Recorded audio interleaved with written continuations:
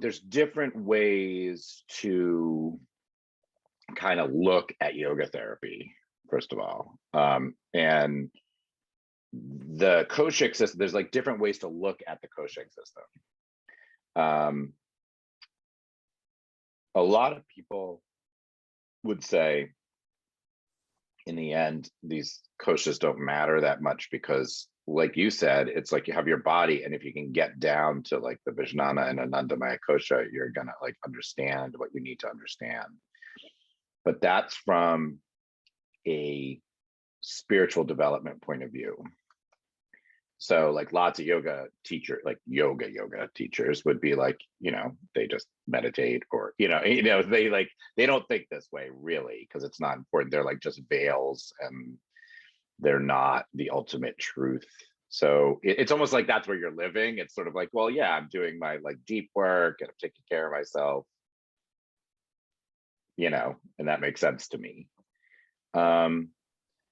But people experience their pathologies, and they suffer in the koshas. So it's like, that's how I ended up here, kind of like in my thinking. It's just like people have different ways in which things express themselves that cause them suffering. And so you can't just like hop over everything. And a lot of the Buddhist teaching, it's really, and I say, but the Buddhist teachings are so varied and wide, but there's like this generalized thing, I would say, where, and I will say, what I've noticed is that very advanced Buddhist teachings actually land where we land earlier. It's just like a reversal in the method, but like the general teachings are like everything's impermanent, just like kind of, it's all based on this middle path stuff, which is like negotiate your mind, properly, so you can see things clearly and things will work themselves out. But that doesn't have as many health benefits. So, so let's start. So you have the physical body, it's not, and then you have the pranic body, and the pranic body is not separated from the physical body. So that's the first thing. So for you, it's like the first thing to understand is that like those in yoga, those two concepts are tied. Mm-hmm. Like they're so tied. And if you look at it from a Western perspective, it's kind of like the pranic body is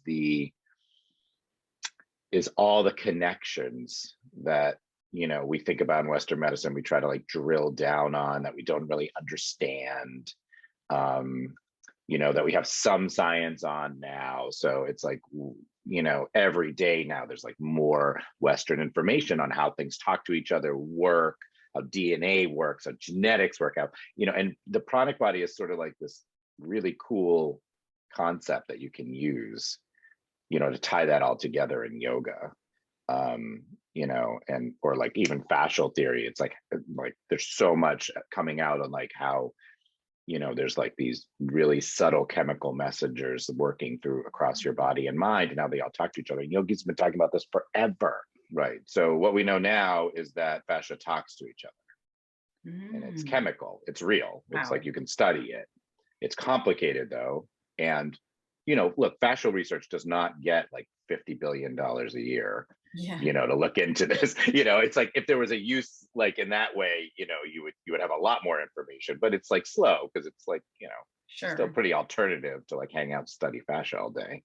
So, but what we do know is that it talks, right? And so yogis have been using the pranic body kind of like to look at that, and they're like, look, when you breathe in a certain way and when you visualize connections in your body, people have different experiences. Mm-hmm. And those experiences are physical and they're also emotional. And people have, there's trauma stored, right? Like that's just in its infancy. But yogis have been saying, if you like clear the nadis, like this is how they've been talking about it. Right, if you connect, clear, balance, whatever your language is, those nadis, those connective energetic pathways, all sorts of things happen. And you can't fully understand your own system, without having that as part of it. So just to sort of juxtapose, so if you just sit and just do asana, there's nothing wrong with that, but you're going to miss that. And so a lot of times when people are sick, whether it's mental health or physical, they're having stuff, it's in that system, and that system is wide. It's not one thing because it's so complicated. But the idea of an energetic system, is not outside Western thought. Acupuncturists have been working with this forever. You know what I mean? They've been studying electromagnetic connections in the body, which they can do. They can map it. It's just that, and there's even new, I was just reading a company, like a pharma company, like there's new technology where they're doing sort of electromagnetic work for certain types of lung cancer. I mean, they have machines, they use them, they sell them, and it works. Like, so, this is like, and yogis have been saying, well, if you tend to your pranic body in a certain way, you might have better outcomes. So it's just like every other thing we do where you have like, antidepressants, and then we're like, and you should move and breathe, and like probably together that's going to have like a really big impact on you. So I don't know if that helps, but like, to like sort of, it's not that esoteric, it's just that it's not fully understood, which any researcher in the Western world would say to you. It's like we're always thinking about doctors, but doctors aren't the ones. Doctors are the delivery method of pharmaceuticals and stuff, right? They are not the thinkers. It's like the researchers are different. They're trying to figure out how things work. Doctors do not figure out how things work. Like that is not their job. And we're sort of like doctors in that way, where pranic body methods produce certain results. Your job is not necessary. I mean, you want to understand them as best you can, but like, it's kind of, you might be asking yourself too much to completely understand. It's more like an investigation, right? So in your own self, like you investigate, it's like, what's the difference between me doing a lying twist and inhaling and exhaling, me doing a lying twist and only thinking about my left hand and my right foot, me doing a lying twist and only thinking about my left hand and my right foot and connecting them through my body with my breath. What are the differences there? What's like the outcome? For you, it might not, certain things might have certain outcomes or not, but they're different. And that's, if you can wrap your head around how those experiences are different for your brain, then you've got it, because your brain controls everything, right? Your perception, like your consciousness, is filtered through your mind. So the fact that you had a different experience when I taught you a yoga class 6 different ways proves to you that like you're having a different experience. It's just that leap of like, well, what is the outcome of that? And the answer is, tell me if this helps. No, be quiet for a minute. But the answer is, the outcome, right, is what it is. So for one person, I have a client and I teach them to breathe down to their feet and then out the top of their head. And their pain is lessened by 50%. And the next client, I do that and it doesn't make a bit of difference, and that doesn't bother me. It's a technique that might work the same way as if you're a doctor and you give them Advil and it doesn't touch their pain, and then you give them Tylenol, they're like, oh, my pain's gone. And you're a doctor, you're like, great, take Tylenol. Like, I'm not going to hang out. I mean, the researchers have to hang out and figure out why those two are different.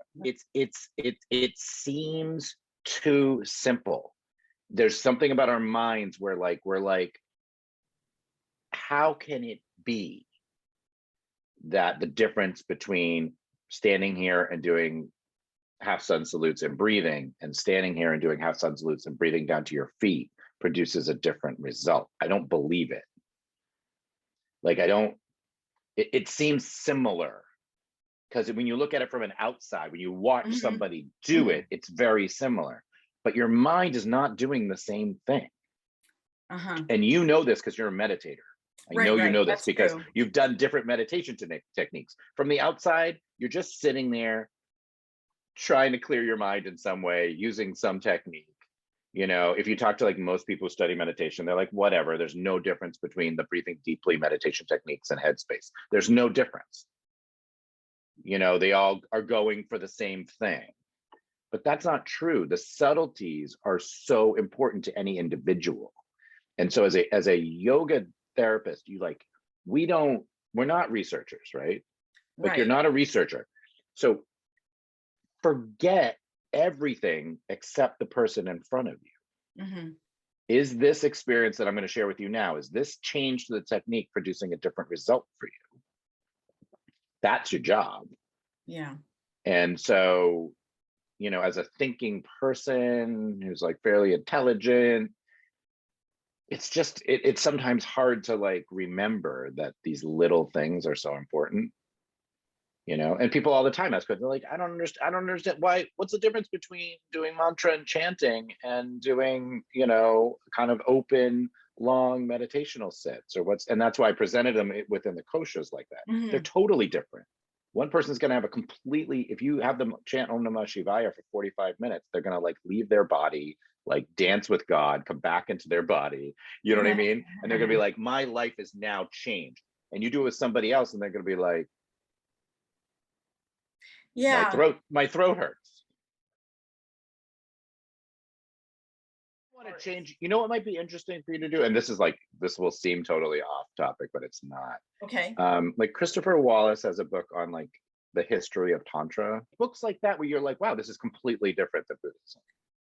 What I'm reading right now. You know what I mean? Like this is a completely different theory. Or oh, you know what might be actually easier and more relevant? But Alan Finger has a sort of tantric version of commentary on the Yoga Sutras. Okay. That's much more probably up your alley. You know, it's the sutras, but it's like a kind of different like slant on them. Mm-hmm. And I forget who wrote it with. Usually when you see the famous teacher and then the other person, I figured the other person probably wrote the whole book. That's usually how that works. So she probably wrote the book, and I'm apologizing out loud for not knowing her name. But that's a nice book, you know, that might like kind of wrap your idea around how people use these like yoga ideas in an embodied way. So that's a nice book. You know, most of the stuff I really love has not come from books, unfortunately. Got it. They're from studying with my teachers. Yeah. And you know, practicing. But so we could talk more about that. But those that book might be a nice place for you to start in terms of like a sort of altered spiritual perspective. And the other thing, the last thing I'll say is you might want to think about really in your own practice understanding how the intellect and the Manomaya kosha are separate in a way from the Vijnanamaya kosha. Like sometimes I've noticed with Buddhist practitioners, they get cemented. It's just taught a little differently. So, you know, in yoga, like knowledge is beyond the Manomaya kosha. It's like thought is a little bit of a problem. And you know, I don't really feel that way. Like, you know, I know. Thinking, very... but but to kind of wrap your mind around how balancing your thinking is different than having spiritual experiences. It's different. And so the techniques are different. I think is helpful. Okay. A lot of things. I haven't seen anything yet that's really convinced me that there's anything bigger than like the mental health piece of being obese is like such a big thing that there's nothing that's sort of shaken my faith in that. Like, so in yoga talk, it's like without vata balance, there's no habit change, you know? And so all these dietary approaches, they almost don't matter. But every time you get convinced on one dietary approach is like better or something, you get, you know, if you study nutrition, like somebody challenges that, right? Like, do you ever see the study on the guys, two doctors, they were trying to prove that like meat was basically bad for you. It was like kind of like a supersized meat kind of thing, but they ate only meat in a hospital setting for a month, like literally just pork. I think it was beef, pork, and chicken, no, but nothing else, and water. And then like they, you know, they were doing blood tests and all the things, like nothing happened to them. So they continued it, and they continued it outside the hospital, but for a year, but nothing happened. And the one thing they, health-wise, And the one thing they discovered is because there's a couple of really interesting things, but one of the things is they realized that their bodies were extracting, I can't remember the science behind this, but they figured out that the body just got better at extracting, nutrients from this meat, like, because they were getting vitamin C, from just kind of amazing, because they adapted. And then they stopped after a year, but they were literally perfectly healthy. They were like in their 30s, they were healthy anyway, but like they just like nothing bad happened. Like their liver enzymes were the same, like nothing happened to them. That always made a huge impression on me because every study in the world has proven that like high meat diets are probably not the ultimate human, diet. What I've come to is just how adaptable we are. It's pretty amazing.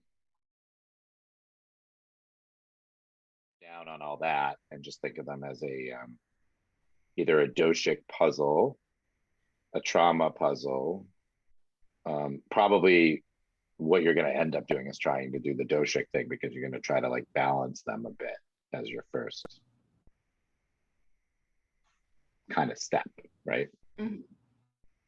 And the big thing in those case studies is your metrics. Like, what are you seeing? What are you trying to change? So she comes with trauma and obesity, but you're really, it's like, 4 months or whatever. Like, you're not going to change the obesity really, right? Like, you're not going to have any meaningful thing that you could see there. But what you could probably on your intake really look at her sort of daily experience. I might start there. So I don't know if that helps, but in that way, it's not over your head, right? Like, it's like, okay, is she disembodied? Is she, experiencing a lot of anxiety? Like, what's happening? She's sleeping, because as you know, all those things affect all the other things, right? So someone like that, you might even just look, I'm not saying you should do this. I'm just saying, you might be like, okay, insomnia, that's gonna not make someone thinner and certainly not make someone experience their emotional states, well. So maybe that's what I need to look at. So you'll have to see what that client's really about for you at this time. One of the things you want to find out is that she's taken care of. So if she has like mental health stuff or trauma stuff, like she needs to be working with somebody else too. Like she needs a therapist or something, because you can't take a trauma client on without mental health support, because she starts moving around and starts experiencing, getting triggered and such. Like, you don't have the skills to help her with that. Well, it's also like, you can't be everything. It doesn't actually work, even if you have the skills. Because I have a lot of skills that I'm a skill collector. Sounds like you are too. But it's not effective, to do it all sometimes, because it's too many things and the lines get blurred and you can't sort of do any of them well because you don't have enough time. So that's how I look at it. It's like, if someone needs to be talked with an hour a week, like, I cannot be the person to do that. Don't know. So I have some weight loss protocols that are basically, if you want to grind it down to its, basics, is like a ton of vata balancing for just like leveling off your mind so you can make different decisions, and then like a lot of lifestyle regulation. So it's like vata balancing, lifestyle regulation, food regulation, in that order. And so I'm happy to do that with someone, but when I see that the other thing, like trauma, is getting in the way, like they can't do it, then sometimes we have to switch gears. And they're like, I don't want to switch gears. I'm like, yeah, but you're not being successful. Like, you're not able to do any of the things that like I'm sort of sharing with you because of this. So that's when I switch gears. But I'm happy to work with somebody who has a lot of stuff and stay in the lane of weight loss, because it's not true that they can't do it. It's just person dependent. So that's what I'm kind of figuring out. But sometimes you're like, wow, your binge eating is not reducing. because it's all based on, you know, trauma stuff.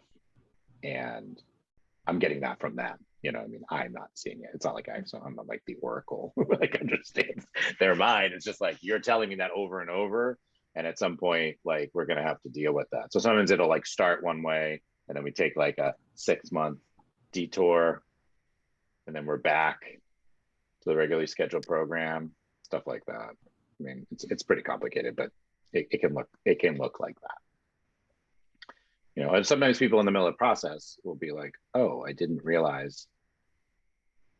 They're like, some people are, you know, there's all sorts of reasons you might gain weight, right? So you can be very traumatized, but also just like have a terrible diet.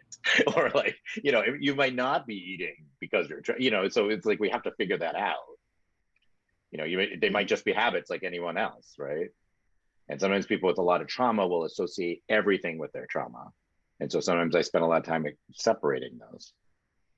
So I'm like, oh, sure, you've had a lot of trauma and we could certainly work on that. But like, you know, you also grew up drinking 2 liters of Coke for breakfast, you know, like people like experiences are experiences. So they're like, oh yeah, that's right. That's not really about my trauma. It's just like bad parenting. I'm like, yeah, that's just bad parenting, you know? So, you know, you could fix that, like, you know, without, you know, and I've even had clients say, here's my history. I just want you to know, because you should know that like I'm a sexual abuse survivor, but I do not want to work on that with you. You know, I've worked on that. I have a therapist, which is always great. Like, I love it. I love those clients because they like know themselves. They're like, I know you're a yoga guy. You're going to go there. I'm like, no, all right, you know, great. Easy breezy. But I just want you to know, here's my deal. So like, don't shut the door during our session or whatever the thing is. You know, that happens all the time too. I'm like, no problem. I've worked with, you know, lots and lots of people, and we're good.